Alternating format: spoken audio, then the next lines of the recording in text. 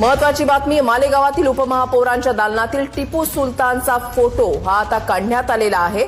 यावरून टीका झालेली होती आणि आता हा फोटो काढण्यात आलेला आहे। मालेगावमध्ये उपमहापौरांच्या दालनामधील टिपू सुलतानचा फोटो जो आहे तो सध्या काढण्यात आला आहे।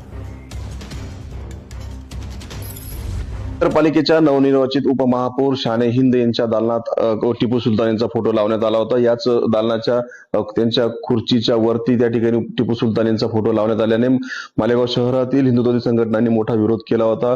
शिवसेनेच्या गटनेत्यासह शिवसेनेच्या नगरसेवकांनी देखील या ठिकाणी प्रोटोकॉल प्रमाणे फोटो लावावे अशी मागणी केली होती। प्रोटोकॉलमध्ये जर फोटो असला तर त्याचा विचार करावा आणि टिपू सुलतानचा फोटो त्वरित काढण्यात यावा, अन्यथा तीव्र आंदोलन छेडण्याचा इशारा या ठिकाणी देण्यात आला होता।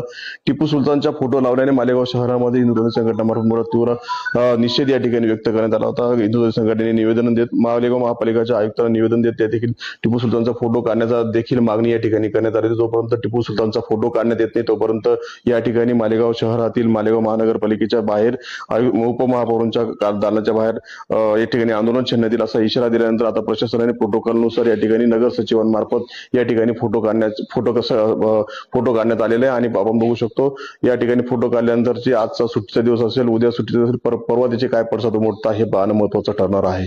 मनोज शेवाळे, TN मराठी, मालेगाव।